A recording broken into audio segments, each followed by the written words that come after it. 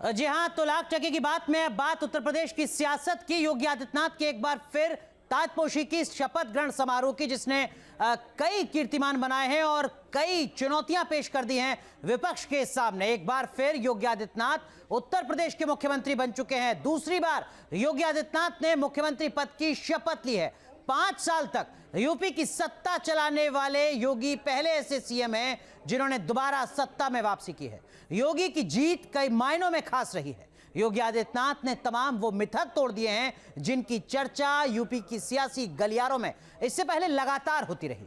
इस जीत का मतलब है योगी के विकास की जीत, योगी के अपराध पर लगाम लगाने के दावे की जीत, जाति की राजनीति करने वालों को आईना दिखाने वाली जीत। लेकिन अभी तो ये सिर्फ ट्रेलर है। योगी की दूसरी पारी शुरू हो चुकी है और इसी के साथ शुरू हो चुकी है 2024 की तैयारी। और 2024 की तैयारी किस तरीके से माना जा रहा है आज की ताजपोशी को, यह हम आपको बताएंगे लाख टके की बात में।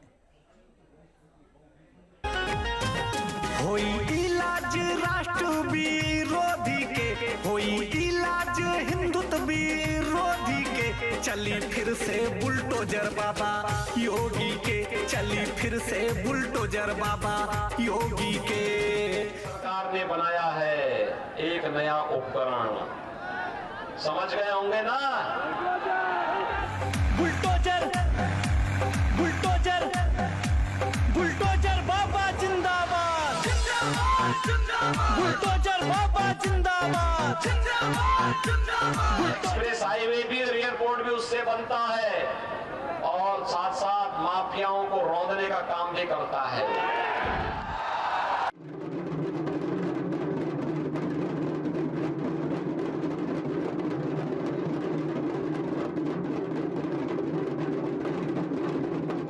बुलडोजर बाबा जिंदाबाद।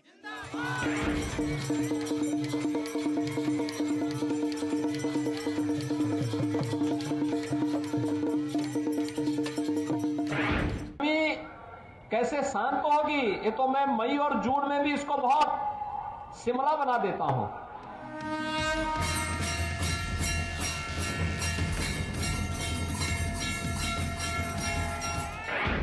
आ गए हैं भगवाधारी, अब है विकास की बारी। जय श्री राम जिंदाबाद, बुलडोजर बाबा जिंदाबाद। बुलडोजर जिंदाबाद के नारे लगा रहे हैं, बुलडोजर बाबा जिंदाबाद। तो बताया था कि बुलडोजर जो है वो सर्विस होने के लिए गया है, तो सर्विस होके आ गया कि नहीं आया? सर्विस होके आ गया मैदान में, और बाबा जी का बुलडोजर काम कर रहा है कंटिन्यू। बाबा जी का बुलडोजर काम कर रहा है, एनर्जी के साथ आ गए हैं बुलडोजर बाबा।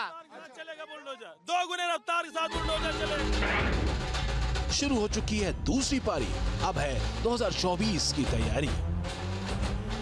ये चीज देखने को मिली कि पश्चिमी उत्तर प्रदेश में जिन चेहरों को भी मंत्री बनाया गया और हटाया गया, तो सोच समझ करके बड़ा ध्यान दिया गया, एक एक व्यक्ति के बारे में छानबीन की गई और ये देखा गया कि 2024 में अगर यहाँ पर कांग्रेस और दूसरी पार्टियों को, जो समाजवादी पार्टी है, राष्ट्रीय लोकदल है, उन लोगों को किस तरह से टक्कर दी जाए।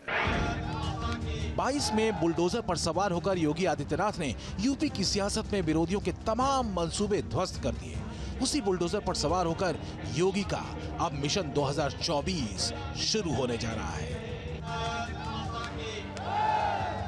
2022 के बाहुबली हैं योगी आदित्यनाथ। योगी का जादू यूपी के बच्चे बच्चे के सिर चढ़कर बोल रहा है।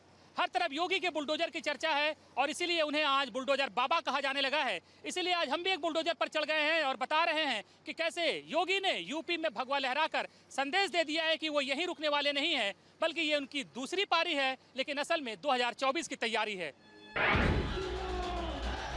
अब एक बार फिर यूपी की सत्ता के सिंहासन पर योगी विराजमान हो गए हैं। 5 साल के लिए जनता ने योगी को सत्ता की चाबी सौंप दी है। ऐसे में सीएम योगी ने भी शंखनाद कर दिया है कि वो यहीं रुकने वाले नहीं हैं, क्योंकि ये तो बस शुरुआत है।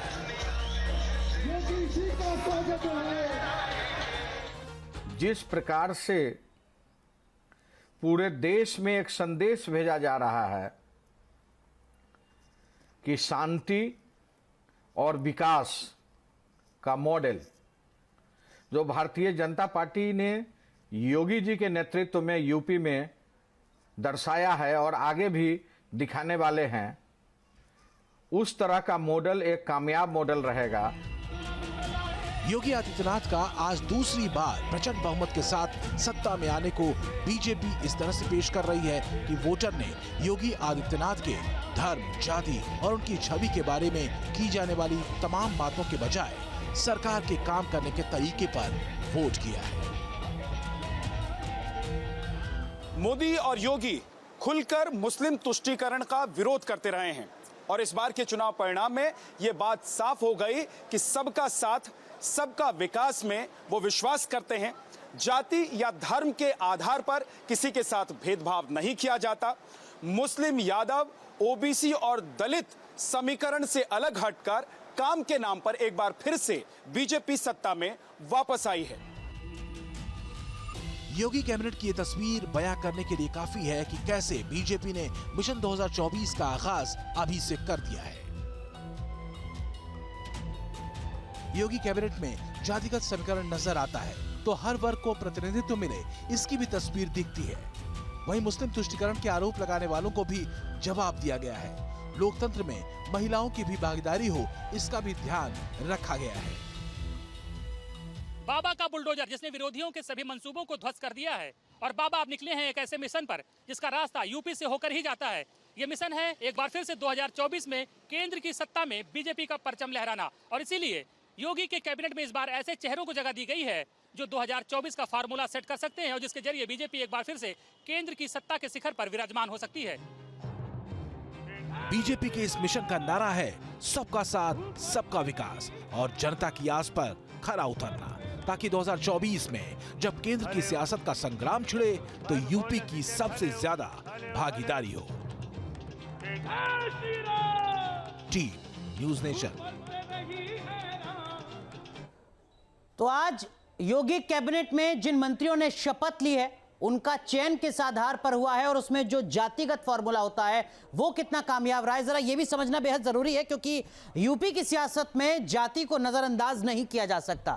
योगी के सत्ता के इस दूसरे कार्यकाल की अभी शुरुआत हुई है, लेकिन योगी कैबिनेट में जिन चेहरों को जगह दी गई है, जिस तरह से जातिगत राजनीति को साधने की कोशिश की गई है, उससे इतना जरूर साफ हो गया है कि यूपी के लिए बीजेपी का प्लान 2024 अभी से तैयार है, क्योंकि जिन चेहरों पर बीजेपी ने भरोसा किया है उसमें जाति का फैक्टर है। हिंदू मुस्लिम तुष्टीकरण की राजनीति करने वालों को एक जवाब है, तो ऐसे तमाम लोगों को आईना दिखाने की कोशिश भी की गई है जो ये सवाल उठाते थे कि यूपी में बीजेपी ब्राह्मणों को तरजीह नहीं दे रही है। जातिगत क्या कुछ आंकड़े हैं, जरा वो हम आपको बताते हैं और उस आंकड़े के आधार पर आप समझ सकते हैं कि किस तरीके की तस्वीर नजर आ रही है। देखिए, अगर बात की जाए जातिगत आंकड़ों की तो ब्राह्मण जाति के इस वक्त 7 मंत्री हैं, जबकि जो एमएलए चुनकर आए हैं बीजेपी के वो 46 हैं। 46 एमएलए चुनकर आए हैं, आज 7 ब्राह्मण मंत्री बने हैं योगी कैबिनेट में। राजपूत की अगर बात की जाए तो 43 विधायक बनकर आए हैं राजपूत, 8 मंत्री बने हैं योगी कैबिनेट में। 27 विधायक कुर्मी जाति से चुनकर आए हैं, 4 मंत्री बने हैं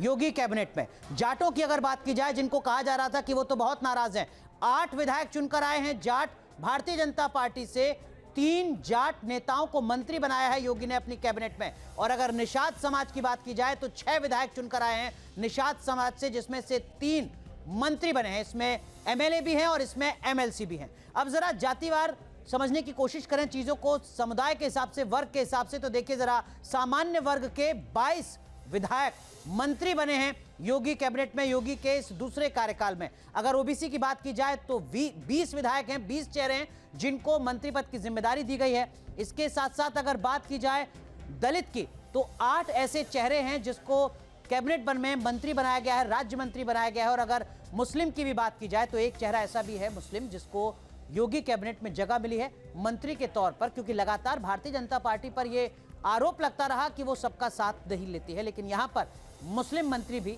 नजर आता है।